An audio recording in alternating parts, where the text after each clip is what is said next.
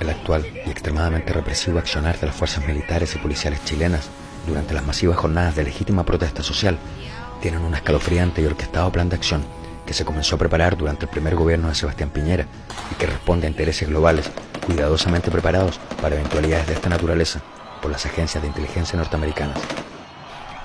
No se trata de ninguna febril teoría conspiratoria, como tampoco lo fue la gravitante participación del gobierno norteamericano mediante acciones encubiertas para financiar, monitorear y crear las caóticas condiciones necesarias para justificar la intervención militar que culminó con el golpe de Estado en Chile en 1973 y que sumergió al país en la era más oscura y traumática de su historia y de la cual aún no logra recuperarse.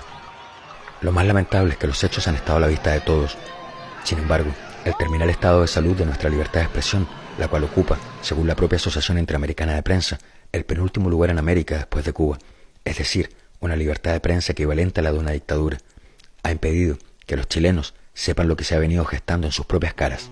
Fue a principios de abril de 2012 cuando la Embajada de Estados Unidos y el ejército chileno inauguraron al interior del Fuerte Aguayo en Concón un centro de entrenamiento, que según se dijo entonces, serviría para entrenar a personal encargado de ejecutar operaciones de mantención de la paz o de estabilidad civil en zonas urbanas.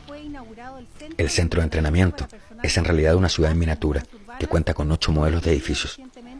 A dicha inauguración fue invitada la prensa, que optó en bloque por no informar a los chilenos de su existencia, ni del carácter, ni del alcance de los acuerdos firmados entre ambos gobiernos, ni tampoco mostrar el ejercicio en que se pudo ver a soldados y carabineros en situación de guerra urbana combatiendo a población civil, algunos de ellos encapuchados y otros con pañoletas palestinas, en clara alusión a que el enemigo eran los movimientos sociales liderados por los estudiantes que habían remecido la conciencia del país en el 2011.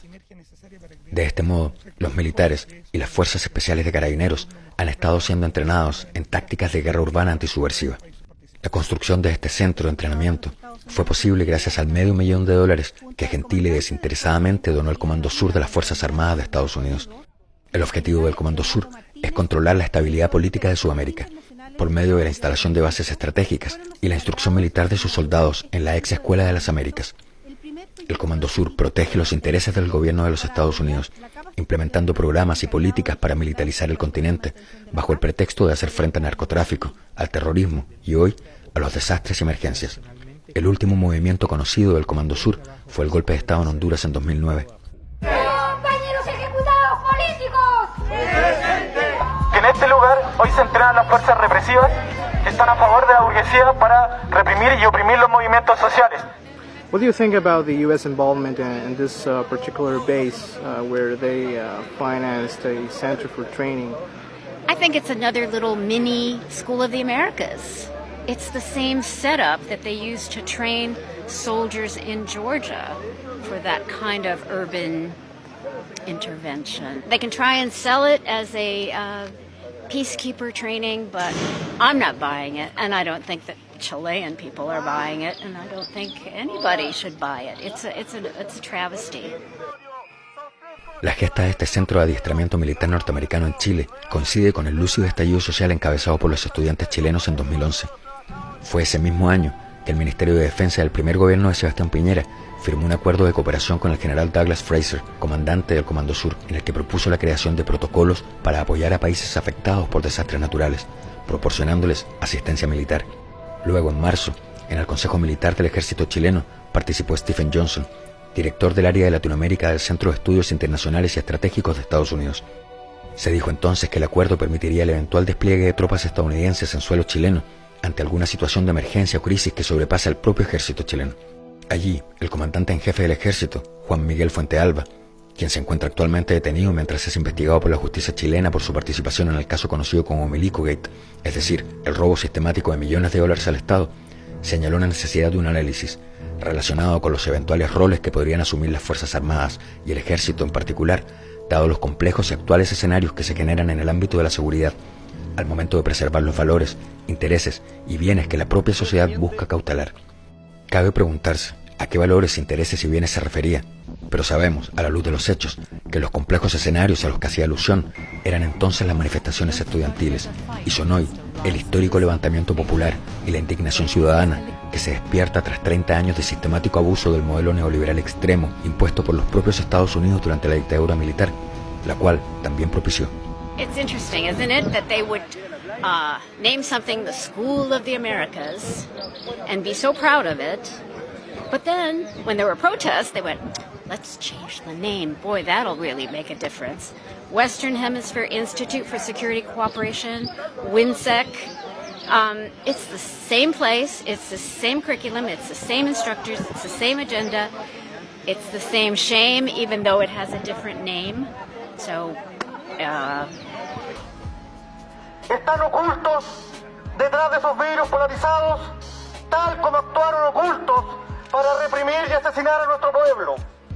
¿Por qué ustedes aceptan que soldados extranjeros los vengan a mandonear, los vengan a utilizar para reprimir a nuestro propio pueblo? ¿Por qué no son capaces de pararse como hombres, como chilenos, y negarse a que fuerzas extranjeras utilicen nuestro suelo, nuestra patria, para desarrollar las técnicas represivas que buscan evitar que la historia igual avance?